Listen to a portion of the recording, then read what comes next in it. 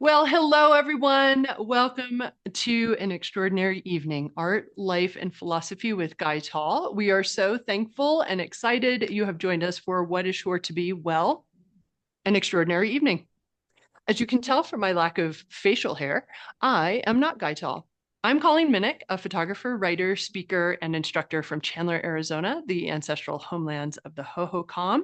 I am also the self-appointed director of fun for Guy and will serve as your moderator or chief inquisitor, as Guy likes to say, for tonight's conversation with him.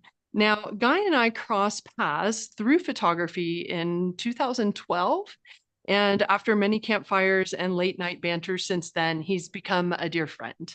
Guy became an important character in the story I recount in my recently published adventure memoir, So Said the River, Life, Loss, and Pie on the Colorado River, on the Colorado. I was also honored to serve as Guy's publisher for his book, Another Day Not Wasted, Meditations on Photography, Art, and Wildness. In other words, he can't get rid of me, or vice versa. The verdict is still out, and we're waiting to hear from the exterminator. So, tonight, though, we are celebrating the arrival of his latest masterpiece, Be Extraordinary Philosophical Advice for Photographic and Other Artists. During this 90-minute-ish session, Guy will introduce the book, read selected passages, answer as many questions as time allows. As for the questions, we thank you all who submitted your questions prior to this event. We received so many, they were all amazing. But due to time constraints, if we answered all the questions, we'd be here for another 2 weeks. We're not going to be able to cover all of them tonight. For this conversation, we're going to focus on philosophy, conceptual topics, authenticity, mindfulness in your photography in your life. We will not be covering any how-to or the more technical topics here. If you have additional questions as we go, please put them in the Q&A, not in the chat.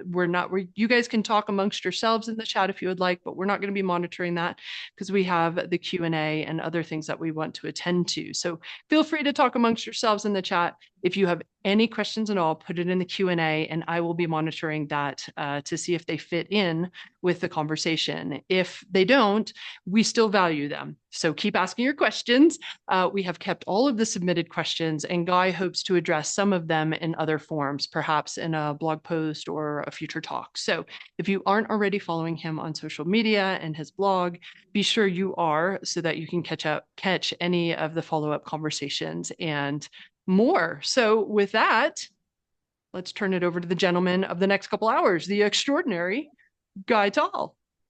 Thank you very much, Director of Fun. And thank you all of you for joining us. I think we had more than 400 registered, right, Colleen? Actually, closer to 500 now. You're muted. Can you hear me now? No. Never mind. Um, Yes. all right.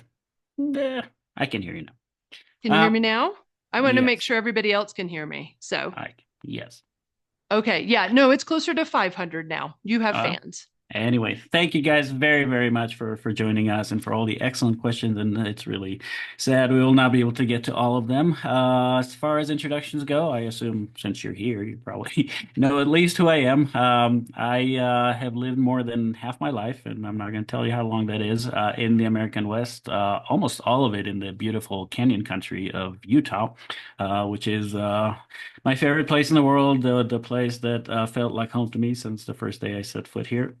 Um, I'm deliberately going to avoid the label of photographer, and we're going to expand on that in a little bit. I guess if there are a few things you need to know about me is I've been pretty restless throughout my life, still am. I'd like to try a lot of different things. I like to try to live as meaningfully as I can. I'm a lifelong learner and explorer.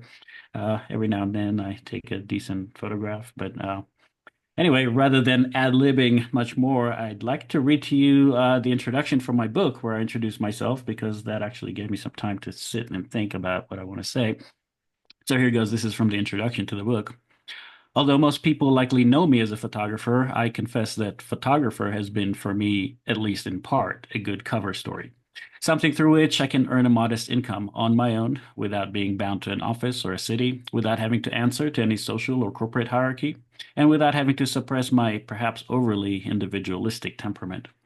Having always been a consummate naturalist, an avid learner, and a social misfit, being a photographer allows me to spend my days in places I love, doing things I love, with time left over to pursue my many interests, to study and to contemplate.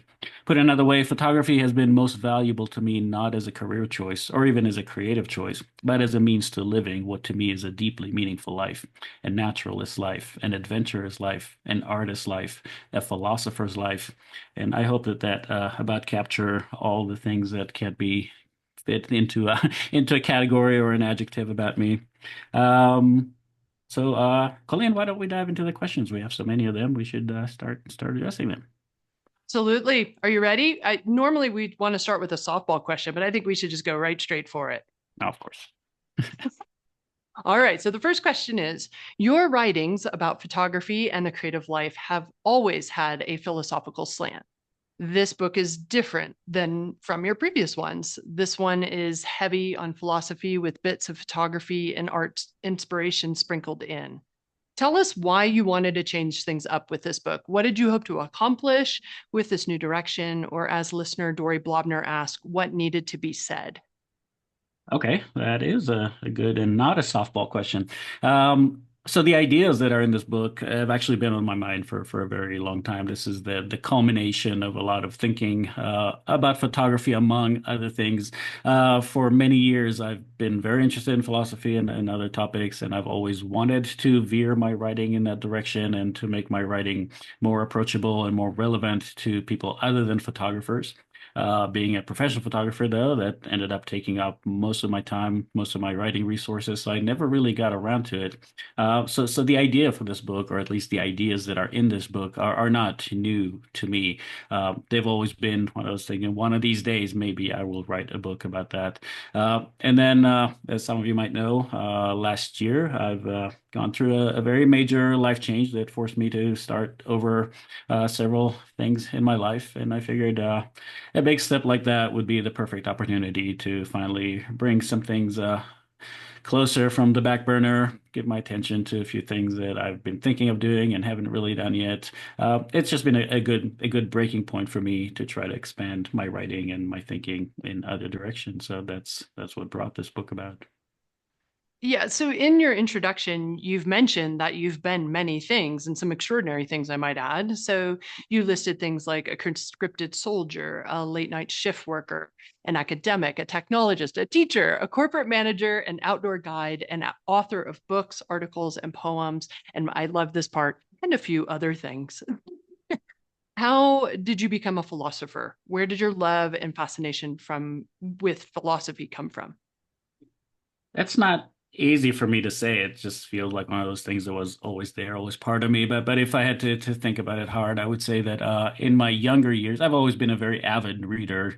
And this might be kind of funny, but I grew up in a town that had a town library, and the library was separated into a young reader section and an adult section. And by about my early teens, I finished reading all the books in the young reader part of the library, Of and I course, had to you get did.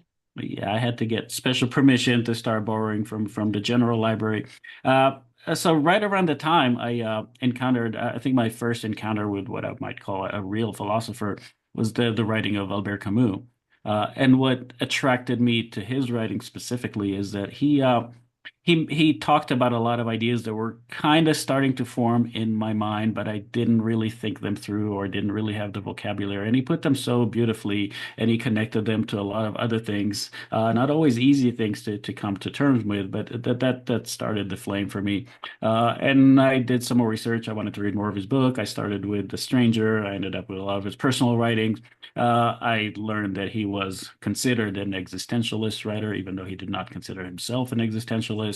And from that, it was a pretty short leap to reading more about existentialism, about people like Sartre and then Simone de Beauvoir. And from them, it's another leap to people like Nietzsche and Kierkegaard, and from there to Kant, and on and on and on.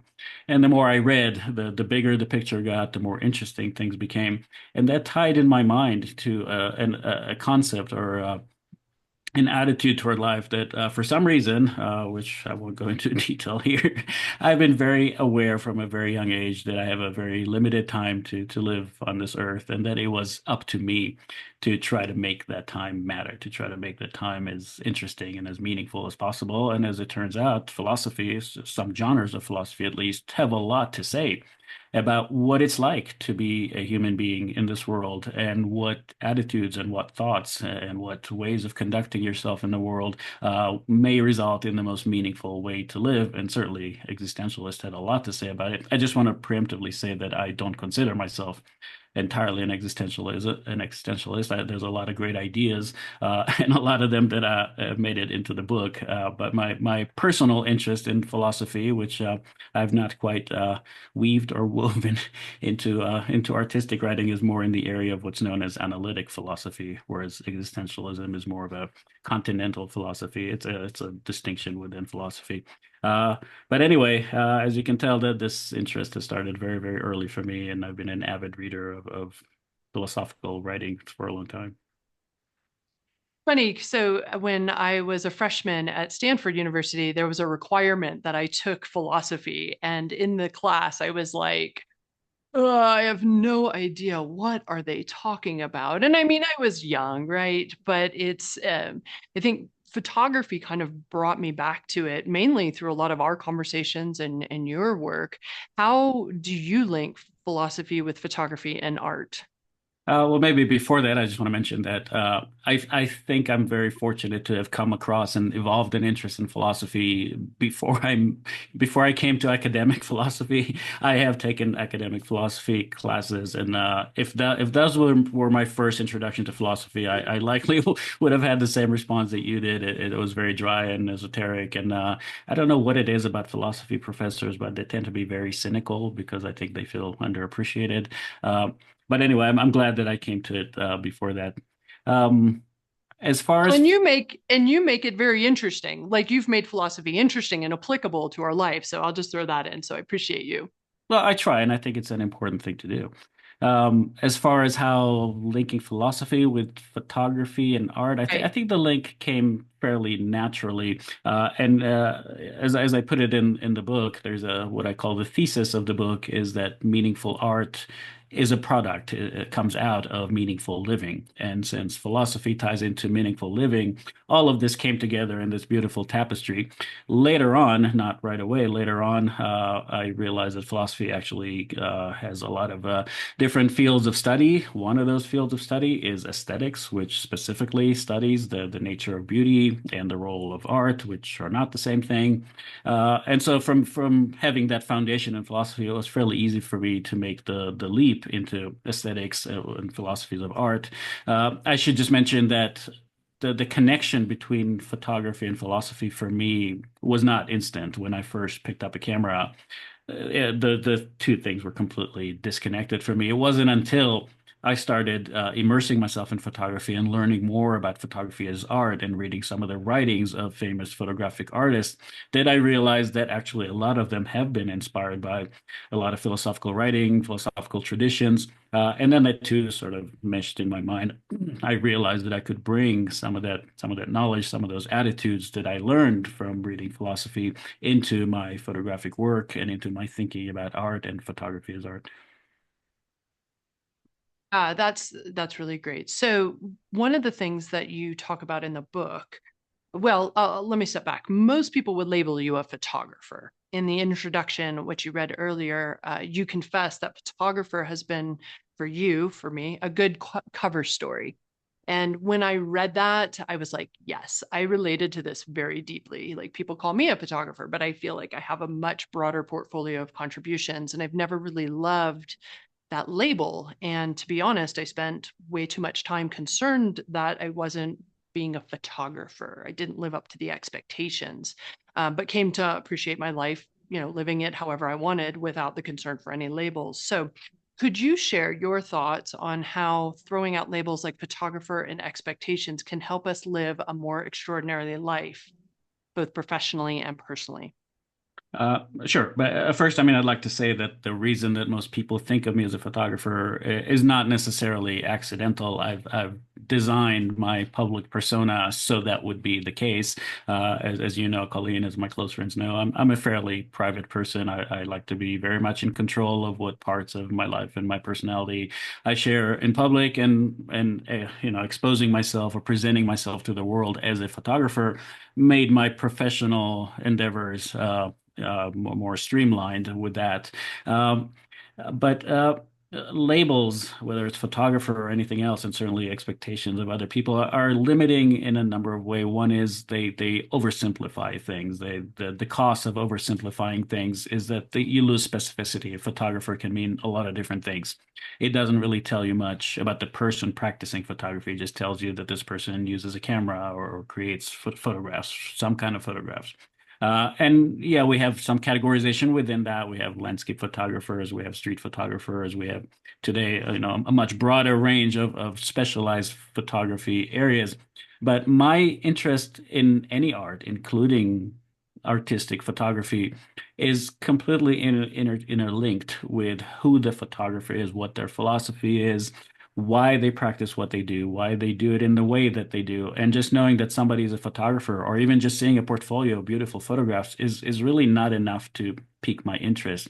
I want to know more about the philosophy behind the images. I want to know more about the person that created them, why they created them, what story, whether it was an interesting story to that person. So I know I'm contradicting myself because those are the things that I deliberately obfuscate about myself.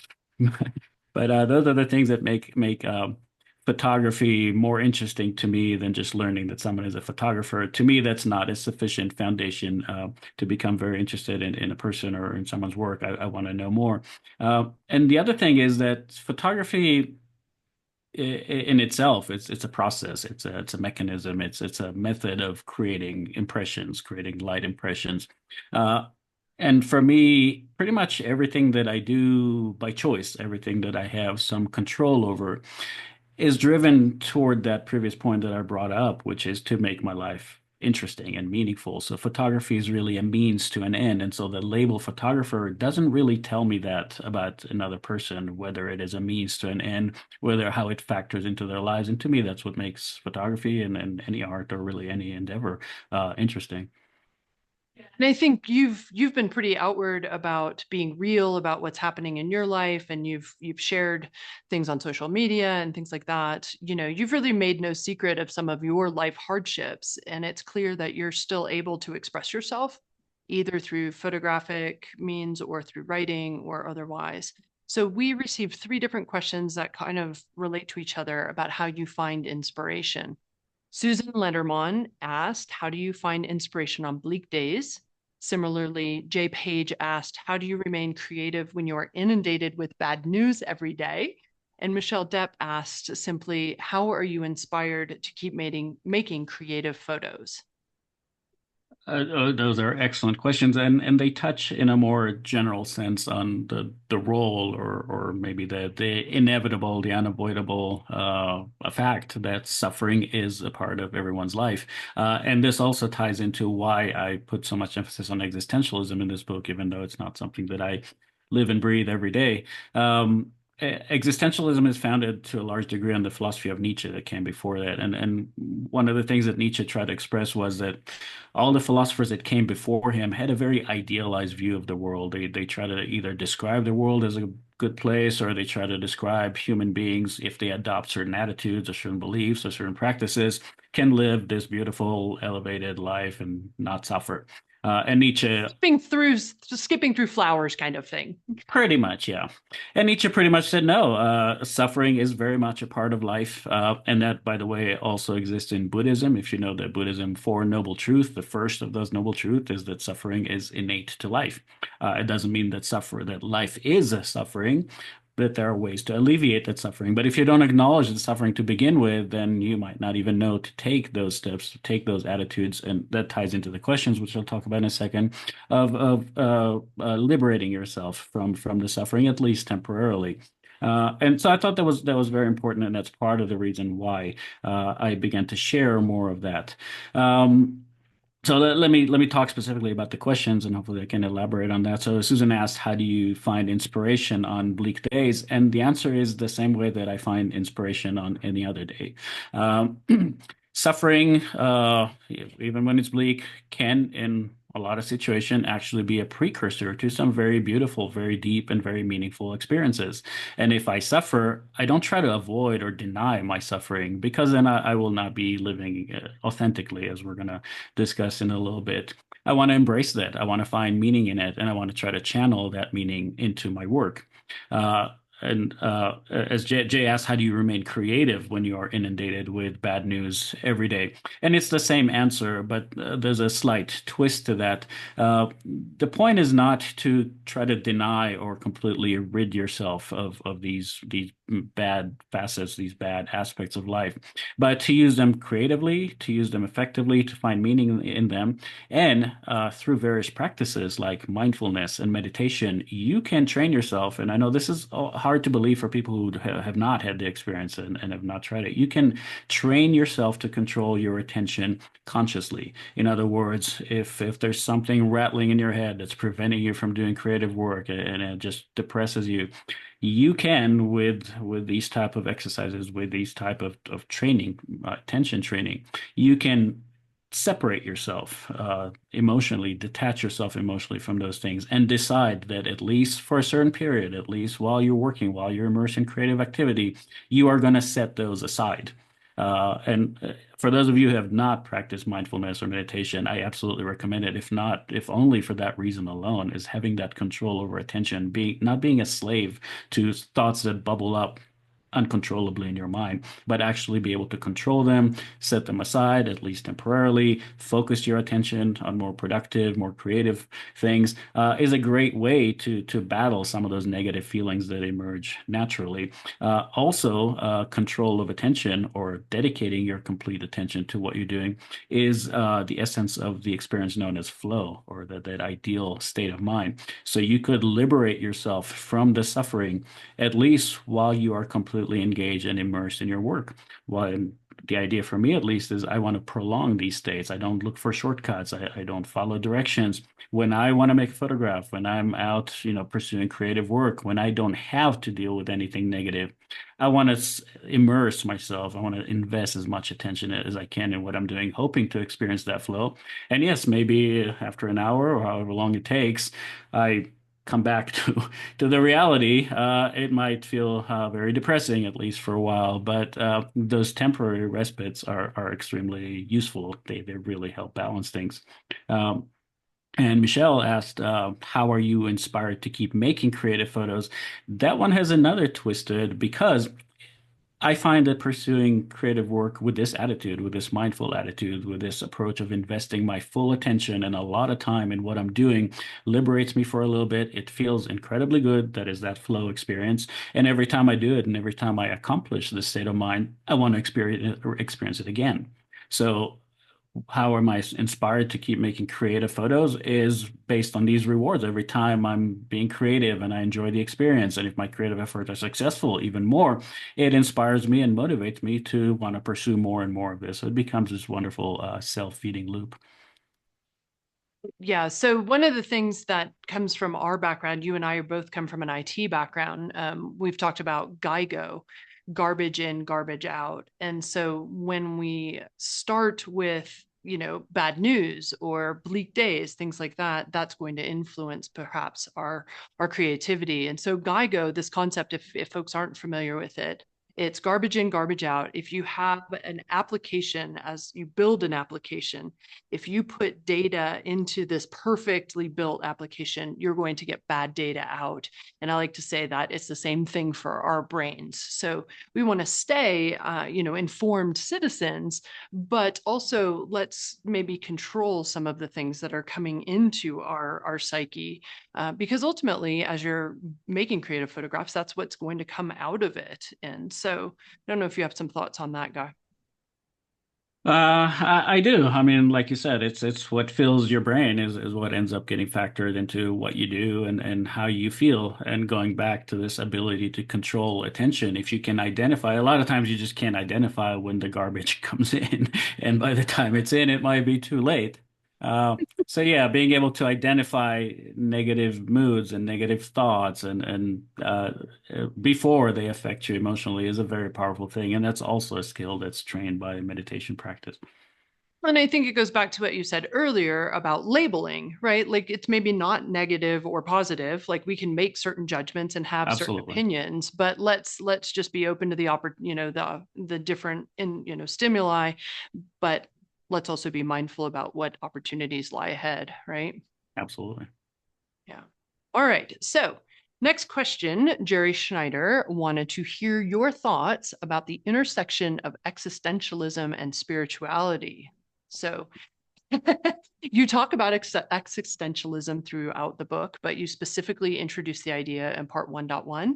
You talk about how existentialists believe nothing in this world matters. So it's up to us to make it meaningful, which differs from nihilists who believe nothing matters and there's no point to making anything matter, right? So I associate the idea of spirituality with with this recognition that there's something bigger than us out there. Wouldn't spirituality be one way of defining meaning in our life? What's your take on Jerry's question? Absolutely. Well, let me first touch on that point of nihilism that you brought up because I think that's something that people often just assume that nihilism is in itself a negative thing. At least in the technical philosophical sense, nihilism means that there is no objective meaning inherent in the world, and existentialism very much believes that. So existentialists are, at least to that degree, nihilists. And Nietzsche, the precursor to existentialism, is considered a nihilist philosopher. But the question is, once you assimilate this idea that there is no objective meaning in the world, what do you do with it? And this is where some nihilists just say, well, if nothing matters, I may as well just try to find the easiest way to get through this experience or just not care about anything. And that obviously is not a great thing, both for individuals and for society. So, what existentialists say is don't bother looking for meaning in the external world. Make your own meaning based on who you are, based on your own value. Seek that understanding of yourself and the understanding of the world and find meaning in that. And so looping back to Jerry's question, existentialism and spirituality, you could write multiple books about that. So I'll try to give you at least the gist. As some of you might know, existentialism is divided in a lot of different ways, but one way that existentialist philosophy is divided is into religious existentialism and secular existentialism.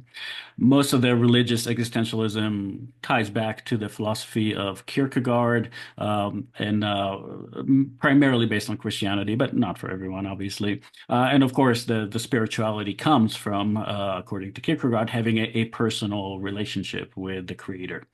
Um, the secular part might seem like it's nihilistic. It might seem like if you don't believe in a deity or in a conscious superpower, you don't have spirituality. But that's not true because you still feel yourself a part of something much greater than yourself. Part of nature, part of the universe, part of the vast, complex, unknowable expanses out there of space and time. And that can be a very humbling and very spiritual experience. But again, the spiritual experience itself, whether it is inspired by religious faith or by coming to term with the vastness and meaninglessness of the world, is every bit as powerful. Probably the most powerful form of spiritual experience is what's known as awe. Awe is defined as this combination of extreme beauty and extreme fear, extreme terror. So it's terror and beauty together. So you find something extremely beautiful and extremely meaningful and extremely powerful. And at the same time, you realize that it could just squash you. So that's where the experience of awe comes from. And whether that's something is a deity that you believe in or a religion that you're a part of, or whether it's just feeling yourself completely insignificant and inconsequential in the vast expanses of the universe, the feeling of awe, that sense of awe, is a spiritual experience. Uh, and tying that back to meaning, I think that is perhaps the highest form of meaning is having these spiritual experiences. We can talk about meaning in the very simple sense of understanding things, but that's not the kind of meaning that I read about or that existentialists wrote about. To them, the highest form of meaning is being who you are, or as Nietzsche put it, become what you are. So figuring out who you are, what your values are, and for that, that's not a checkbox that at some point you figure, okay, I learned everything about myself and about the world, and I became what I am. It's a lifelong pursuit of constantly trying to learn about the world, trying to learn about science and about philosophical thinking and about art and about everything that's happening in the world. And based on that, try to understand the relationships between things. Based on that, shape your own values and then strive to live up to them within the constraints of what's available to you. So existentialist philosophy ultimately comes down to embracing your individual self and then making choices based on who you are, uh, sometimes in complete disregard to what anybody or else thinks, as long as you don't put yourself in severe danger by doing that. Sure, sure. So when it comes to you creating individual meaning and for you defining your own path, we have two kind of more questions in the same vein. So Andrea Penners was interested in the spiritual aspect in photography and how it can change our lives. And Chris Allen requested your thoughts on how working with the camera may have expanded your self-awareness and spirituality. Okay, so going back to the previous point that I made, photography itself is it's a process, it's a technology, it's a mechanical thing. There is no spirituality in photography. Photography can be a means to an end. So spirituality has to begin with you, with your attitude toward life, with your knowledge, with your beliefs, with whatever it is that makes your life meaningful, with living in this world, your short, brief lifespan as the person that you are without having to hide yourself, without having to play the roles of other people without always having to feel like you have to satisfy other people's expectations. And meaning comes out of that. And so how photography fits into that is you take that attitude with you when you want to practice photographs. And I know this is very hard to do, especially in our social media world, is to try to be fully and completely yourself and express something that is completely uniquely yours in your photography. That's where the camera comes in. The camera gives you the tool to do that, but just by practicing photography, that's not a shortcut to spirituality. It's not a shortcut to anything. It is a means to an end, and that end has to be decided and well known in advance. So going into photography, you apply it in photography, and you can apply it in just about anything else. You can apply it in your choice of career. You can apply it in how you interact with other people. You can apply it into your political views. So photography, it just gets added into that as another means of expressing those spiritual aspects, not necessarily having spirituality in itself. And Let's see, Chris asked your thoughts on how working with a camera may have expanded your self-awareness and spirituality. This might not be the answer you expected, but the camera did not do that for me. I chose to use a camera to express meaning and to engage with the world, but that meaning came from me. The way that I engage with the world is unrelated to photography. And so the camera helped me gain more of those meaningful experience. It provided me with a way of expressing some of these ideas and as a way of engaging with the world visually through a camera and considering your composition and what you wish to accomplish and what you wish to express in your photographs. All of those things absolutely elevate and emphasize and increase that meaningfulness, or as Paul Strand called it, meaningness. So the camera did not do it. The camera came in once I already had that idea and allowed me more ways to experience the world and to express my inner feelings toward the world, my inner states. I think one of the keys of this book and really all of your books, quite honestly, is that there isn't really a line between creative photography and creative life. For us, it's all intermixed, right? And photography just so happens to be what everybody sees in terms of the expression. It could come out in a song or an interpretive dance or painting or whatever. It's just you create that meaning first, right?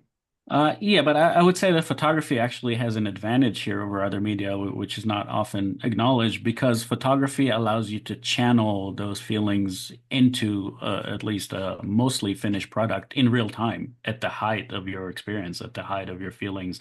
When you are feeling those extreme states, when you are inspired, you don't just, take a few notes or do a sketch and then go back to the studio when you're no longer feeling those things, or at least not as intensely, and try to do it there.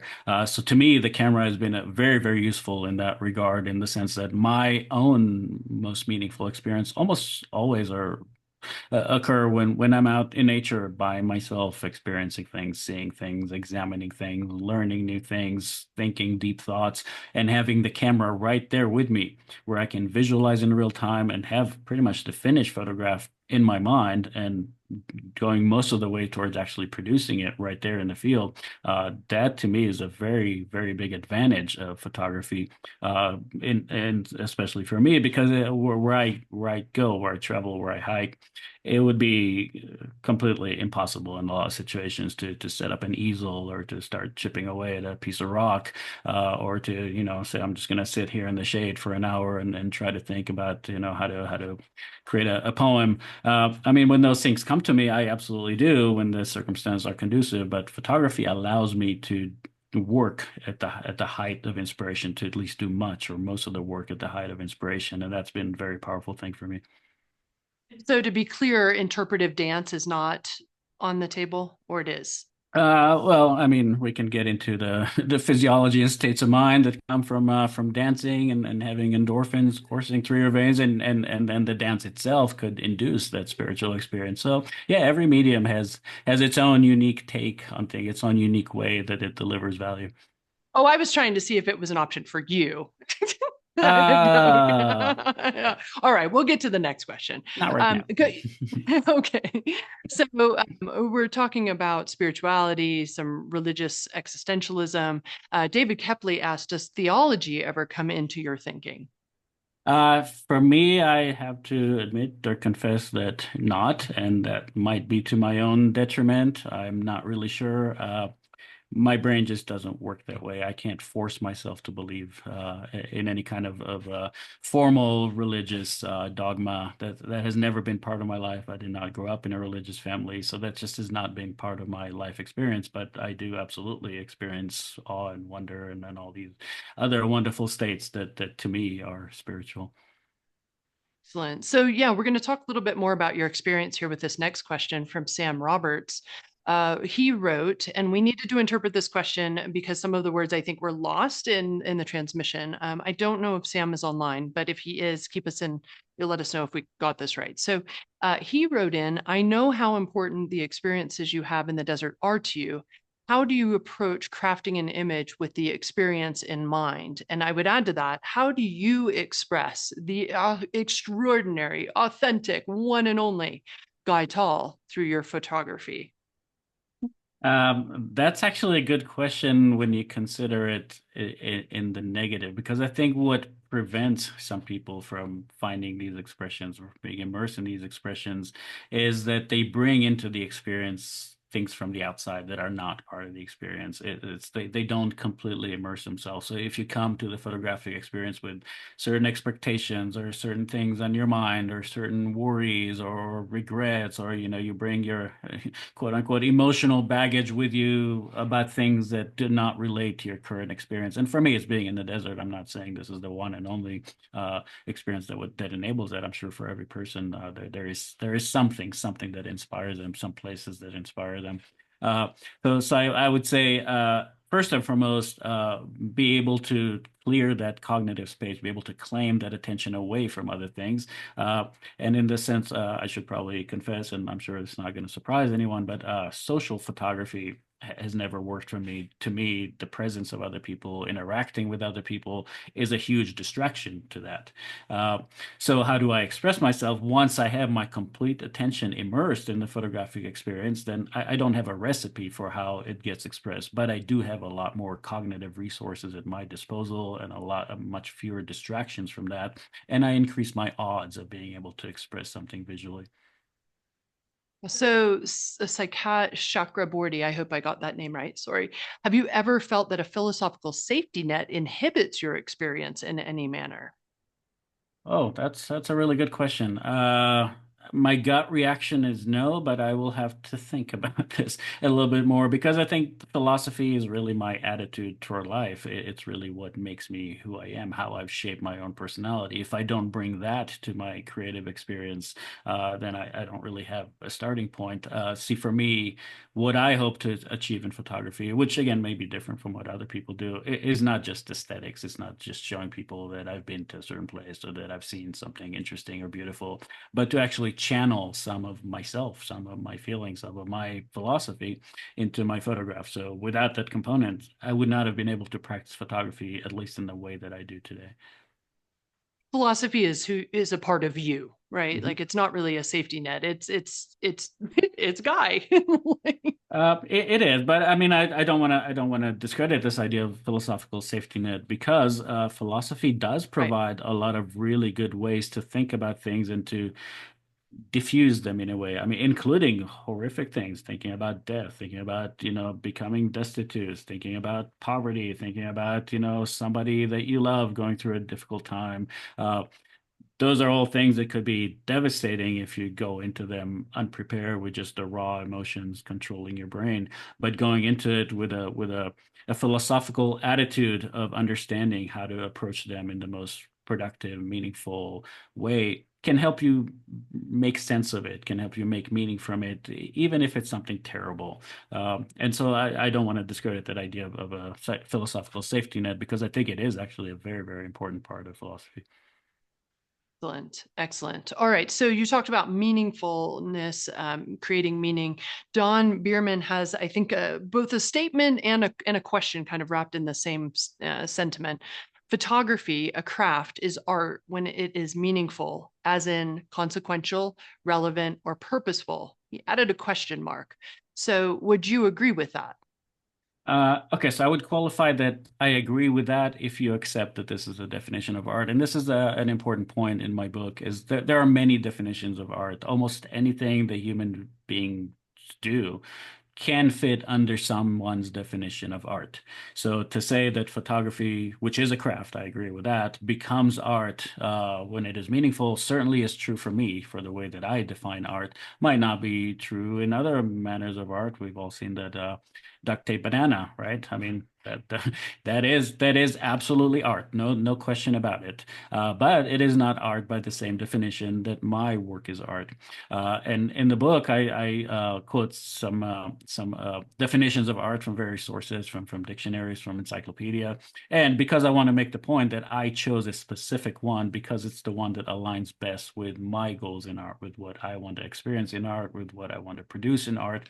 And that definition, I'll try to recount it from memory, something like it's the expression of human skill and imagination. So first of all, specifically human, so that immediately takes the whole big AI debate off the table. If it's created by a machine and not by a human, not art by this definition.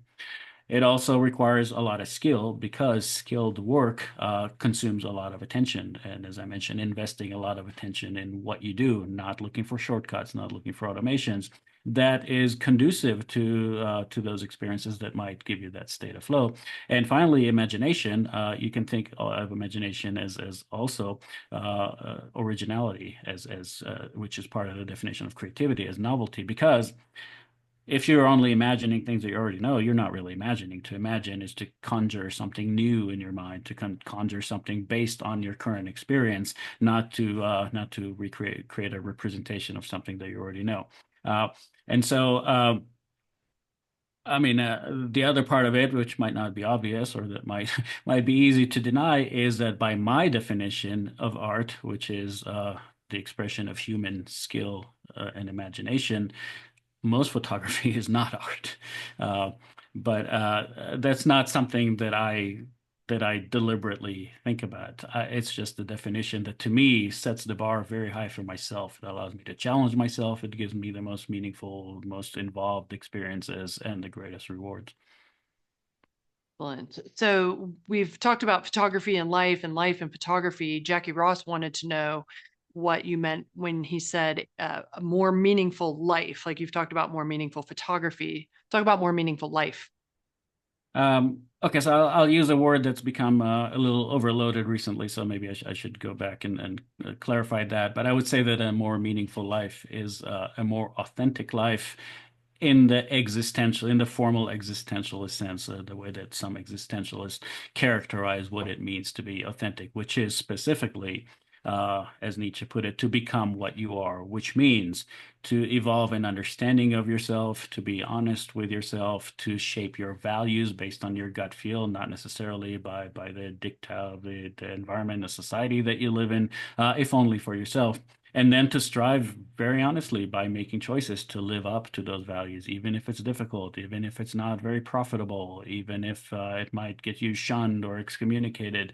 If it doesn't fit your true beliefs, you should strive to do that regardless of how difficult it is. So to me, that's where meaning comes from, is from being comfortable in your own skin and from being at peace with who you are and what you are and how you present yourself to the world and how you carry yourself in the world. To me, those are the sources of meaning, is to know who you are and that you are actually living as a person to the degree that you can. So to kind of tie that back to Dawn's question about art, and you mentioned the definition of art. I mean, how would you say that it's important to create your own definition of art and the own definition of photography and what it means to you? Talk about that.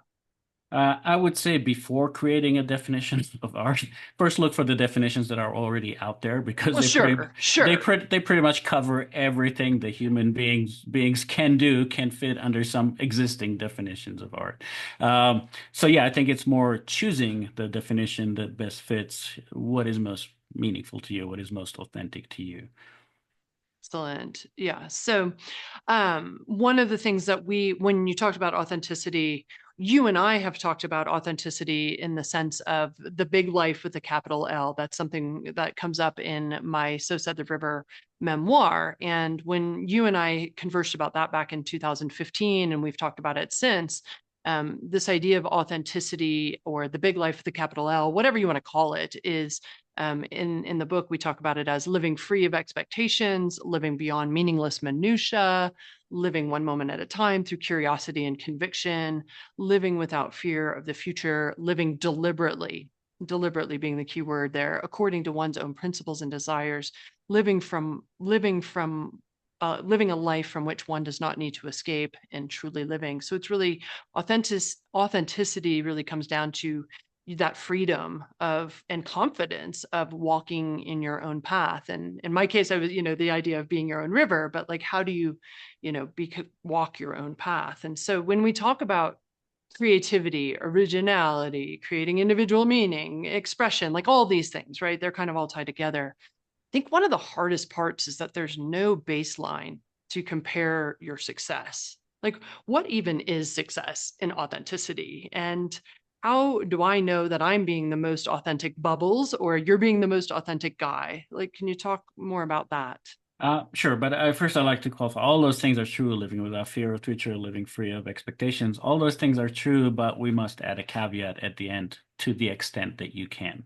Sure. Because all of us live within societies, all of us have to satisfy some people's expectations, all of us have risks, all of us have to earn a living, all of us, have some things that we absolutely have to do. To survive and to maintain a certain standard of living. And so it's not that one day you're just going to decide, that's it, I'm going to quit my job and I'm going to go do whatever I want and everything's going to be wonderful. That's not how it works. In some existential writing, there's specifically this idea of facticity. Facticity is all the things in the world that are beyond your control and that may limit you. The society you live in, the expectations in some places, the gender that you are, the religious caste that you are, in a professional environment, it might be needing to produce certain type of work. So all those things are dictated to us by others, and a lot of times there's nothing we can do about it, at least not safely. And those are our facticity. But the existential tenet is that no matter what your facticity, you always have at least some degree of choice, if only for yourself, if only in your private life, for what's known as transcendence, to transcend your facticity and to try to assert your true self in whatever range you have to make such choices. And when those choices become available to you, it is your duty to choose them, even if they are extremely difficult. Let's say that your entire social network depends on being part of a certain community from the day you were born. Let's say that you would alienate your entire family by choosing to live somewhere else or to do something else. Uh, it's very, very difficult and very potentially dangerous to do those things. But in purely existential terms, if the choice is available to you, you have to do it. No matter how hard it is, and even if you have to spend the rest of your life living in guilt and you might suffer terribly because of it, existentialists will say, yes, that is all true, but it is better than the alternative. So that's that's a pretty high bar. Um, Absolutely. Yeah. So it's not so much about finding an answer, checking a box, doing a bunch of things, and miraculously one day the answer will be revealed to you. I think Rilke said something to the extent of live your questions now. That's how you figure out if you're being authentic or not, right? okay, so let me. There's not figuring out, right? Okay, so let me just put a finer point on it. Is authenticity is not something to achieve. There is nothing to figure out. Authenticity is an attitude toward life in everything that you do for your entire life. You never get to a point where you can check a box and say, "That's it. I'm authentic. I live an authentic life." There is no such thing because for once, you can't know everything. You can't know that maybe all these years you've been living a mistake, and then one day it's revealed to you that something that you believed in fully is really not true. And then you have a choice to make, and that could happen at any point during your life. So there is no such thing as reaching authenticity. Authenticity is always a matter of degree and always a process, always an attitude of striving to find out what's really true, who you really are, and how you can align your life and what you do and your choices with that person.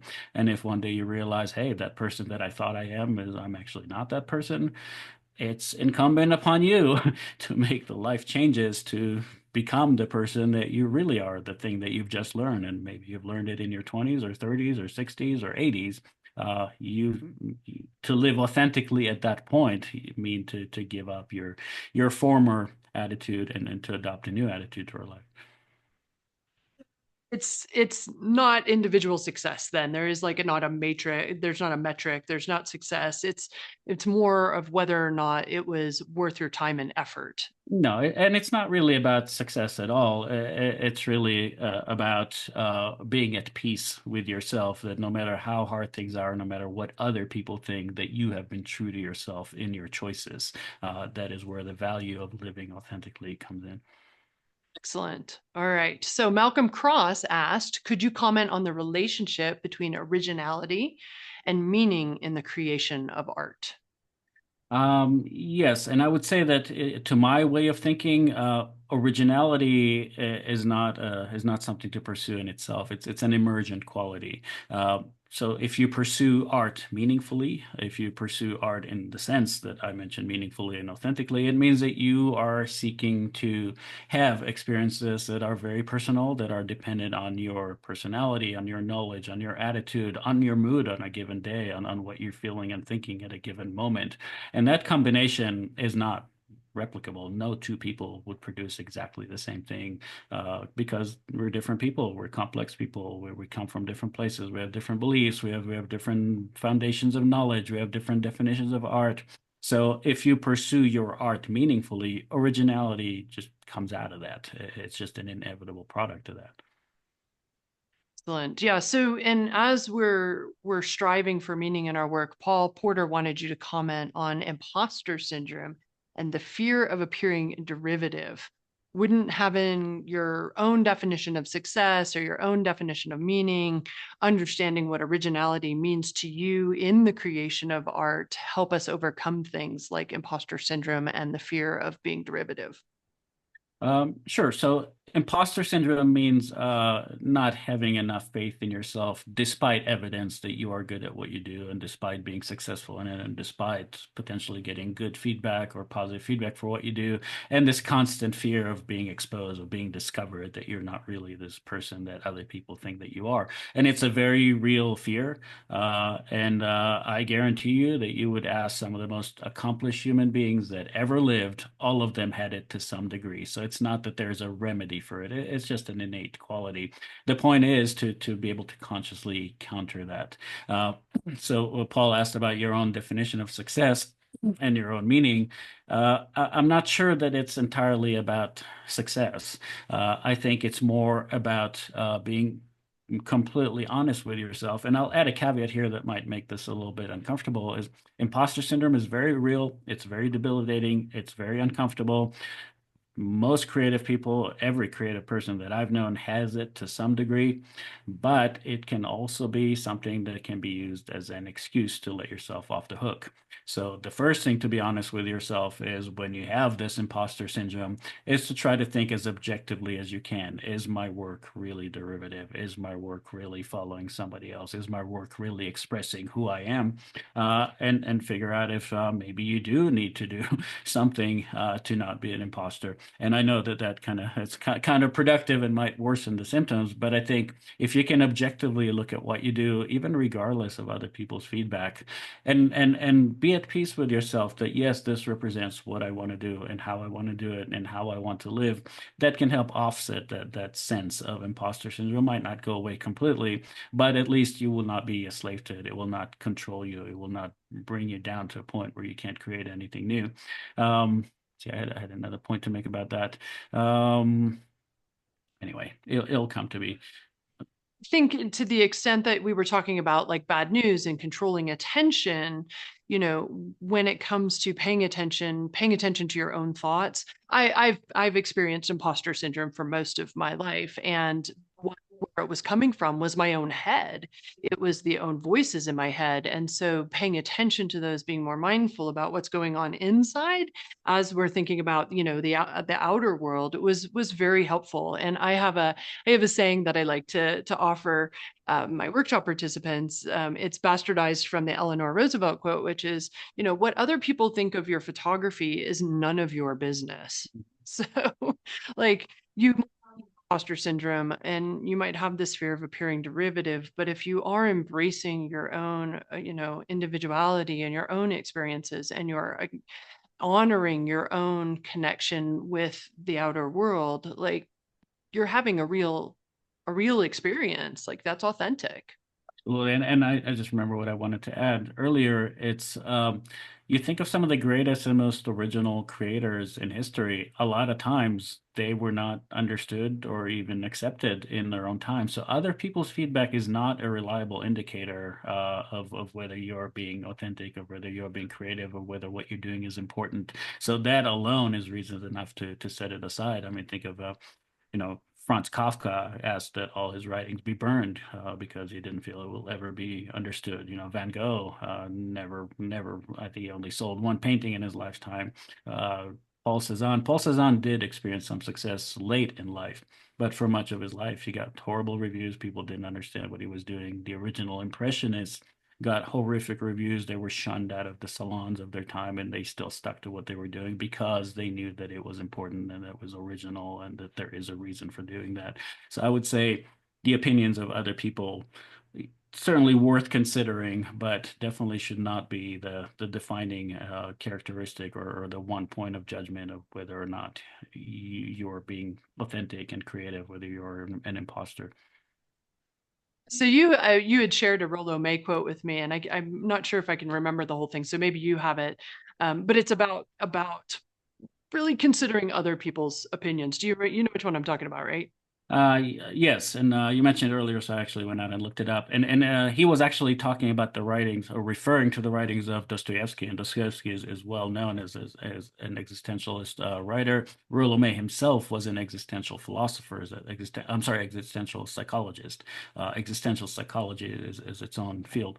And so he wrote, I think Dostoevsky was right that every human being must have a point at which he stands against the culture where he says, this is me and the damn world can go to hell. And so one way to resist imposter syndrome is to cultivate this defiant attitude. And I know this is very hard for some people, some personality type. If you're a natural giver, if you're naturally predisposed to wanting to make other people happy, you have to be on your guard to not cancel yourself out. in the process of that to develop some of this defiance, to develop this ability to say no when you feel that no is warranted. And since we're talking quotes, while I was looking for that, I came up with another one by Bertrand Russell, which I think might be appropriate here. As he wrote, one should respect public opinion insofar as is necessary to avoid starvation and to keep out of prison. But anything that goes beyond this is voluntary submission to an unnecessary tyranny and is likely to interfere with happiness in all kinds of ways. We can keep ourselves out of prison, right? Well, I don't. Okay, let's not go there. Yeah, well, Hopefully, yeah, hopefully that's, oh my goodness. yeah. Yeah. So I think Georg Dressel asked something similar. How do you bridge the potential gap between your own vision and the needed positive feedback from others, humans being a social species? Okay, so I would say, first of all, that the degree of need is not the same for all people. Some people need it, but just by nature of the personality, need it more than others. It is also something that you have some degree of control over, is to think consciously and rationally how much you need it, or maybe more specifically, whose feedback you need and whose feedback you don't really care about. So develop some mechanism to mitigate that need, or at least to examine that need and to put it in some kind of rational framework. And I'll mention here there's a Stoic philosophy. Part of Stoic philosophy is that rather than having something desirable, you're better off not needing that thing to begin with. So if you see somebody having a lot of success, a lot of riches, and you feel that you yourself don't need any of those riches and you can do just fine without all those things, then you are better off than that person that actually has them. Fascinating. Interesting. Yeah. So when it comes to, again, having that, like embracing our own vision, one of the things you talk about is becoming who you are. And you talk about in part 2.1, you talk about, you've got like a whole series of questions on page 67. I thought they were really excellent. These questions could help you ponder your motivations and increase your confidence in your own vision, and really that need for feedback Are you? back into your own self. And so, You're breaking up there for a little bit. Do you want to restate that? oh, yeah. So I had mentioned that in 2.1, you have a whole part about become who you are. And you offer a series of questions on page 67. I think it's 67 and 68. And it helps, ponder your motivations. It can help you, thinking of these questions can increase your confidence in your own vision and really kind of shift giving yourself the feedback that you need as opposed to relying upon outside sources. Also in later in part 2.1, you talk about know thy enemy, where you talk about competing with others. Would you care to read from your book? Sure, but the reason and those two sections follow each other in the book, and the point that I want to make is that you can be your own best ally, and you can also be your own worst enemy. And if you know yourself well enough, then you can choose to be an ally and not an enemy. So I think there are a lot of references to this idea in the book, but there's one in particular you mentioned on page 80. Okay, this is the passage. Is an artist who feels in competition with others, who is constantly courting galleries and publications, hoping to win approval of juries or editors or social media fans, and who may be driven to despair and self-doubt if failing to gain these things, better off than an artist who genuinely doesn't care about such things and is satisfied entirely with the inner rewards of making art. The former must always consider the opinions and tastes of other people when creating, and likely will feel jilted if other artists' works are deemed more worthy than their own. Why give other people such power over your welfare? The latter, on the other hand, is free from such concerns and may create in peace and follow the muses wherever they may lead without fear of judgment or failure. Now, I want to emphasize here that I describe two extreme cases. One is the case of someone who cares too much about what other people think, and the other case of someone who doesn't care at all. I don't know any people who fall exactly in these extremes. We all fall somewhere on that continuum. But the point is, if you become conscious of where you are on that continuum, you could make choices to shift your position. You can decide how much is it rational to care about all people or certain people's opinion, and find the place where you're comfortable, how much you need that feedback and how much do you want to conserve and save for yourself. And again, going back to the fact that some of the most revolutionary artists, the people whose names we all know as the greatest creators in history, a lot of them had to create against opposition and bad reviews and sometimes even threats to their lives. And they stuck to their guns and still kept doing what they were doing because they believed in what they were doing, not because they didn't care, but because they cared and still felt so secure and so certain that what they were doing represented who they are. Think, for example, of people like Vasily Kandinsky, one of the precursor or the original abstract artist. He got in awful reviews when he first started. People did not understand what he was doing, and a lot of modern artists have similar stories of people just looking at their work and thinking that it's junk or not understanding it, or that a 5-year-old could do it. But there was still very profound philosophy, at least in a lot of cases, and some of these people actually have made very, very major contributions to our understanding of art and to the ways that art can enrich our lives. So that's a great lead in. I think your answer is a great lead into what Cinnamon Sky, she's asking for some additional advice. And she asked what to say to people who work in the arts but don't respect photography as an art. Okay, so that's a really great question because it touches on that point that I brought earlier, is that not all of us operate under the same definition of art. And odds are, if you go to a museum curator or to an academic, to someone who's in an art academy, their definition of art may not be, almost certainly may not be your definition of art if you're a representational photographer or a photographer who creates beautiful photographs, because all those things have kind of fallen by the wayside, throughout the last 150, 200 years. And so probably one of the most prevalent definitions of art today is a very cynical one. It comes from what's known as postmodern philosophy. And it pretty much says art is anything that the art world says is art. So whatever the tastemakers decide is in fashion is art, and nobody can argue with that. And that's what it is, and that's what galleries want because that's what sell, that's what collectors buy and pay enormous amounts of money for. And so I think if you encounter a person that thinks your work is not art, the first thing is to validate their concern, is to say, yes, by some definition of art, certainly some photographs or even all photographs are not art, but take it from there. Okay, here's my definition of art, and here's why I think this definition of art is more meaningful, more important, whatever reason you have to adopt a different definition, and then explain why your work is art by that definition. Unless you agree on what determines art, then one says it is, one says it's not, it's kind of a meaningless conversation. Um, so the first thing is pick a definition of art that is best aligned with your own values and goals as an artist, and then figure out a way to explain why you picked the definition and how your work expresses that definition. And that's a very easy conversation. It's like, here's what is art to me, and here's how it comes into play in my work. I want to, since we're quoting things here, this reminded me of a quote by Oscar Wilde. I'll look it up in a second. Yeah, Oscar Wilde wrote very powerfully about art. Let's see, he wrote, the moment that an artist takes notice of what other people want and tries to supply the demand, he ceases to be an artist and becomes a dull or an amusing craftsman, an honest or a dishonest tradesman. He has no further claim to be considered as an artist. Art is the most intense mode of individualism that the world has known. I am inclined to say that it is the only real mode of individualism that the world has known.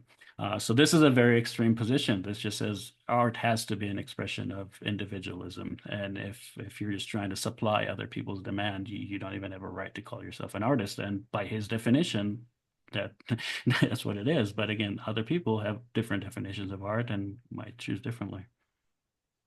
I think it's important in this question to understand that we're starting to blur, this art and the art of selling and the art of, the Sure. business side of it.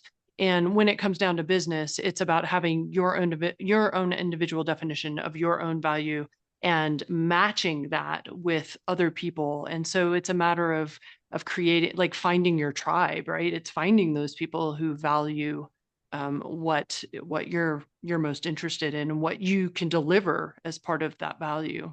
Well, that's part of it, but another part that seems to me obvious, but for some reason does not seem all that obvious, is that not everything that you do has to do art. You can create photographs to satisfy demand. You can create photographs to be a professional photographer. You can create photographs based on specs given to you by a client, but that doesn't take up 100% of your time. Set aside some time to create photography as art, if only for your own benefit, for your own creative experience. It's not that everything that you do has to fit under that one definition that you have, and you're not going to allow anything to interfere. If you're a professional photographer, absolutely, you're going to have to supply demand, or you're not going to be in business. But you can still make other work. You don't have to make just one type of work with every time you click the shutter. Yeah, and you've got an entire part 1.2 dedicated to on art. And it's like you've got subheadings like what is art? Why make art? Art and beauty, art and meaning, art and reality, photography and art. Like I think all of those together would be helpful if you haven't already read through those sections. You had a paragraph or two that you wanted to read from your book, I think, from that section. I did, because in a sense that it seems to, but doesn't actually contradict what I've said. And some philosophers of art have actually contended that it's completely meaningless and pointless to try to define what art is. So I'll read the part that talks about that. Um, Okay, here's some scholars suggested that given the variety of opinions on the matter, it is pointless to focus on definitions of art. Instead, we should consider art as things, whatever they turn out to be, produced by persons who are artists. So, in other words, I'm breaking away from the reading for a second. In other words, what makes something art is not anything that's in the finished work. It's the person that created it that makes it art. Who that person is, why they work the way they do, essentially their philosophy. Okay, I'm going to pick up the reading now. For example, historian E.H. Gombrich wrote, "There really is no such thing as art. There are only artists." Photographer Edward Steichen would have agreed. He wrote, "The thing that makes any medium in art is the artist who makes the picture." And tooting my own horn, I have made this same point in my previous book, More Than a Rock, where I defined art simply as a product of artists. Put simply, art is not a quality inherent in any object, nor something that can be decided by other people. It is a quality conferred by the mindset of the individual person who created this object. By what definition? Oh, and then I break into explaining my definition of art and why I pursue it. By what definition then do I consider myself an artist? The kind of art that I aspire to make, the bar that I set for myself, is the kind of art defined in the Oxford Dictionary as the expression or application of human creative skill and imagination. Similar definitions can be found in other sources too. For example, the conscious use of skill and creative imagination, especially in the production of aesthetic objects. This is from the Merriam-Webster Dictionary. And a visual object or experience consciously created through an expression of skill or imagination. This is from Britannica. Consider the commonalities among these definitions that I listed: expression, creativity, skill, imagination, human consciousness. Note that these are, at least to a considerable extent, incompatible with and perhaps even antithetical to mimetic and objective representation, which is what most photography aspires to. So I confess here in front of the hundreds of people that have signed, is that I consider, as Cinnamon mentioned, others do, that most photography, by my definition, is not art, because it is mimetic and objective and realistic. Sure. So when we're talking about definitions, you've talked about definition of art. Seshi Medela had a question about vision versus style.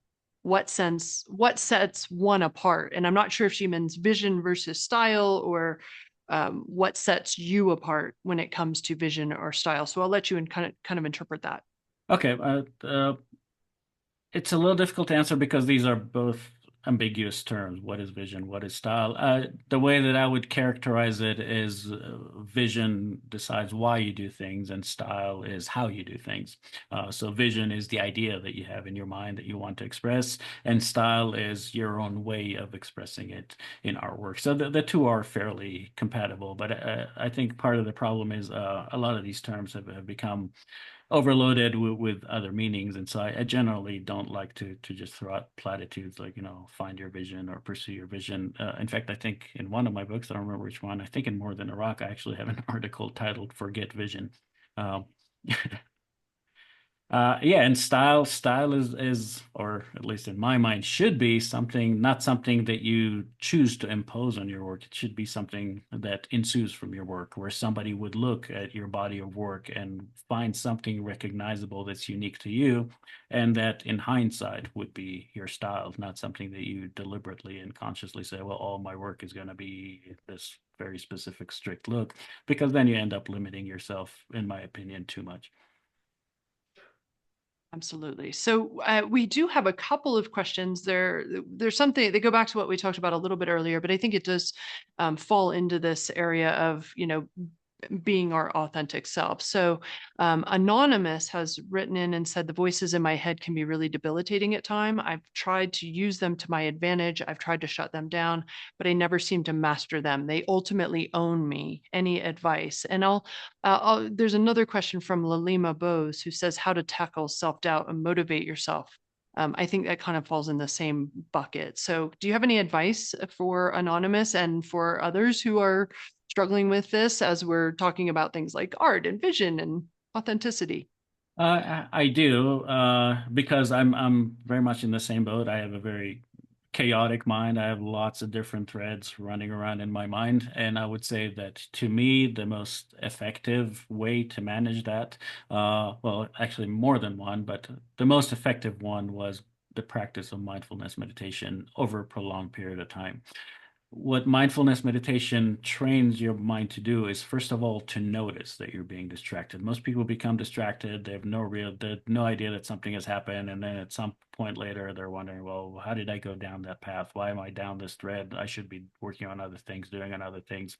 It's like your attention gets hijacked and pulled and tugged away in different directions. Uh, that if you want to read some good science about it, that has to do with a system, a part of your brain called the default mode network, which is when you're not completely focused, when your attention is not consciously focused on something, your brain tends to wander a lot of times into very negative thinking when left to its own devices. Mindfulness meditation, like I mentioned, allows you first of all to detect, to become consciously aware that a thought or a feeling or something has entered your mind before it has a chance to affect you too badly. And then you can consciously manage that thing. You can say, okay, whoops, that thought just came into my head, or that sense of anxiety just filled me. Uh, Now that you realize that this has just entered your consciousness, you can say you can use the tools that are trained by meditation to do something with it. You can decide, I'm going to detach myself from it and I'm going to set it aside and refocus my attention elsewhere. And that to me is absolutely the most powerful way to counteract that. It takes a lot of training.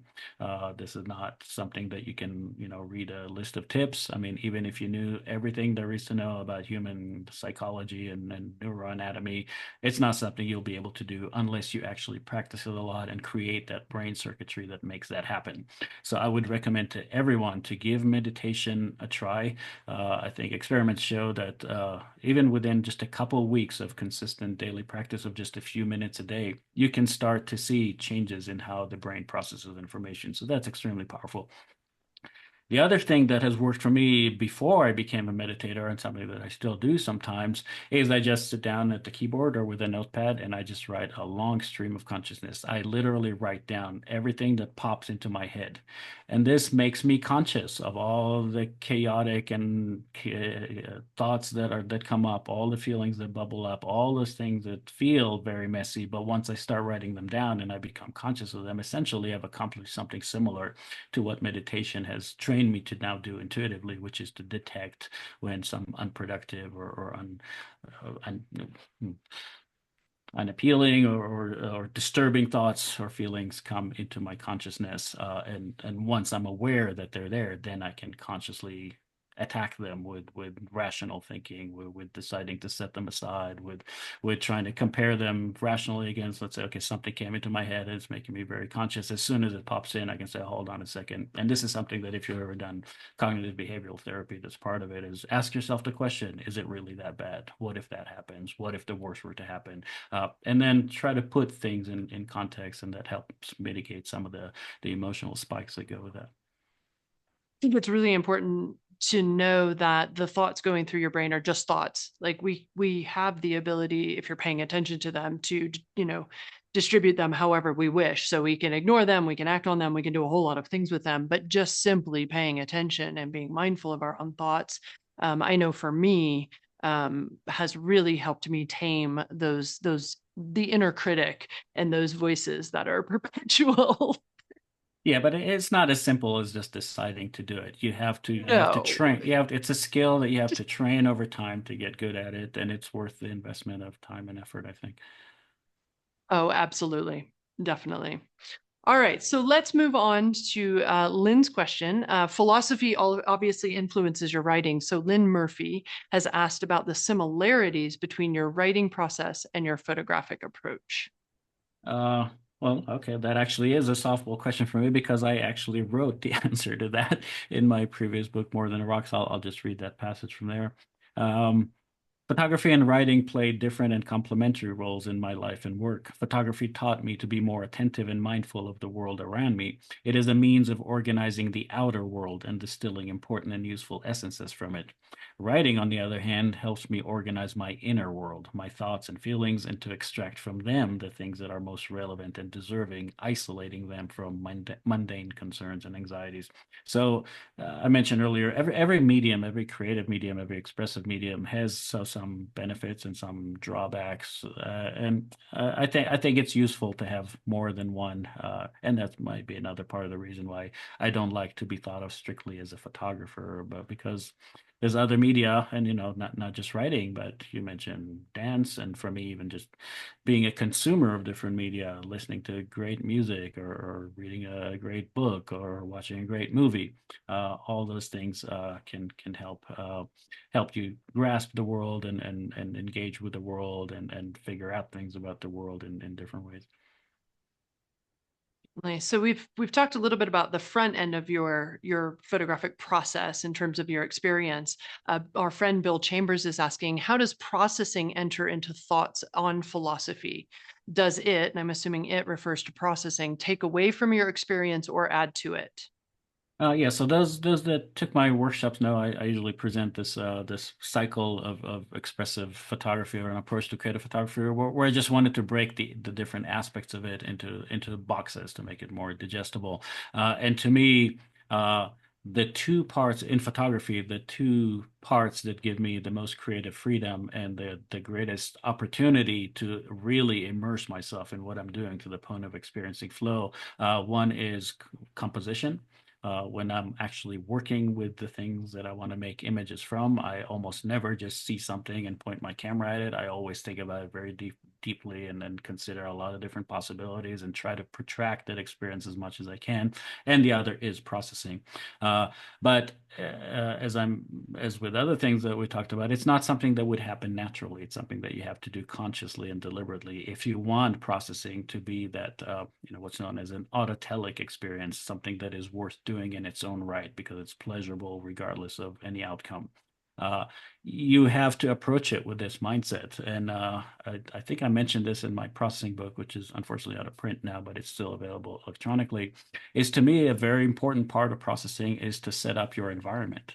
Uh, if you like music, if you want to have a nice beverage next to you, if you want quiet, if you want darkness, if you want incense burning, set up your environment to a point where you want to spend a lot of time in it. And then when you're really comfortable in it, pick a time to do it when you're not stressed. Start asking yourself questions. Look at the image very, very closely. Ask yourself what you want to do with it and whether your original visualization still holds or whether there's a better story to be told. And, I thought originally that this might work as a color image with this shade of green converted into this hue. But maybe now I'm looking at it and maybe a black and white with a red filter effect might work better. And the deeper you go, the more of these questions you ask. And of course, experiment, try and see what works. Just deliberately prolong and protract that experience, not of course not for productivity's sake. I think productivity is a very, very bad motivator for creative art. uh, but for the sake of your own experience, create an enjoyable, pleasurable experience for yourself. And there's nothing to say that whatever you felt and thought was worth expressing in the field is better than whatever you're thinking and consider worth expressing when you're in the comfort of your own home, looking at the image on a large screen and then thinking about it deeply and noticing a lot more about it, and not in a rush to do anything or go anywhere. So definitely processing can be a very, very rewarding, autotelic, enjoyable experience if you approach it with that mindset.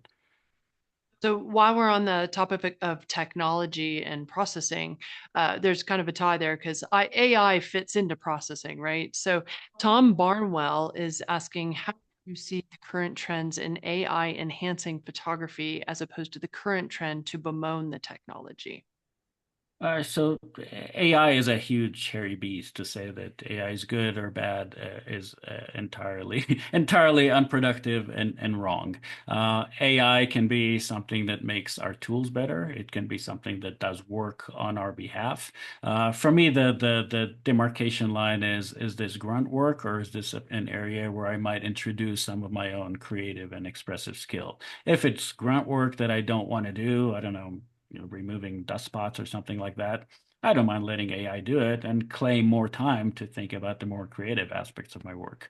Uh, but like I mentioned, AI is just this big, big, big, huge thing, and there's threats to people's professional activities. There's the possibility that AI may act unpredictably, that it may develop its own goals, that usurp the goals of the human operator. So it's a much bigger topic. So I think AI is both is a huge threat, but it's also an extremely, extremely effective and powerful tool. The question is, how do you employ it? How do you approach it? How much of it you allow into your process, and what things you allow it to do on your behalf? You're pondering that, I think it's really important to understand what we've been talking about, throughout this conversation and what you talk about in the book is that AI is not going to replace your personal experience out in the world. It Of course. can't replace your feelings and your emotions and that connectivity that you have when you're standing in front of something that inspires awe and inspires wonder. AI can't recreate that. At, at Well, least not yet. actually, I We would get say the that chip in that's our brain, right? Like we're yeah, going to get the that's chip. something, absolutely. That's something that we have to think about very, very carefully, because AI can figure out, based on analysis of a lot of data, what you like and what would give you pleasure, and what what you prefer, what would make your time feel better, and deliver it to you. So essentially, AI can supplant your own intuition, your own thought processes, your own creativity, and actually make you feel good about the results. And I think that that's a huge threat. Well, so that's why we need to embrace our own authenticity and have confidence and strength and courage so that we can Absolutely. fight the robots, right? Oh my goodness. All right. So we have just about 5 minutes left. And so there's just a few kind of last questions, kind of maybe like a lightning round. Um, let's see. Yeah, lightning, right? So Claude Hamill wants to know what about being extraordinary? Be extraordinary, the title of the book. Why and why? Like, how did you come up with the title of the book? I explained that in the book, and give me one You do, second. I yeah, will find it. Okay, as I'm trying to find it, because I didn't actually look that up earlier. Let's see. it's okay. No, I can't find it. I think is it in the introduction? Yes. Okay, so here it goes. The title of this book refers to this saying by Francis Bacon, the painter, not the philosopher with the same name. It's all so meaningless, we may as well be extraordinary. As I explain later in the book, Bacon's statement aligns with certain tenets of existential philosophy, namely that the world is objectively indifferent and meaningless, and that it is up to each of us to make our own lives subjectively meaningful, to find out and to become who we are to be extraordinary. Excellent.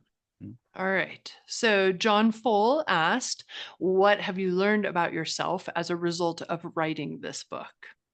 Oh boy, I think I'm going to disappoint John when the short answer is nothing. And this is specific to this book, because this book has been cooking in my head for a lot of years, and it just was an opportunity to express a lot of things that I've already thought and processed for a long time. So for me, it was not a learning experience, although other books and other writings certainly have been in the past.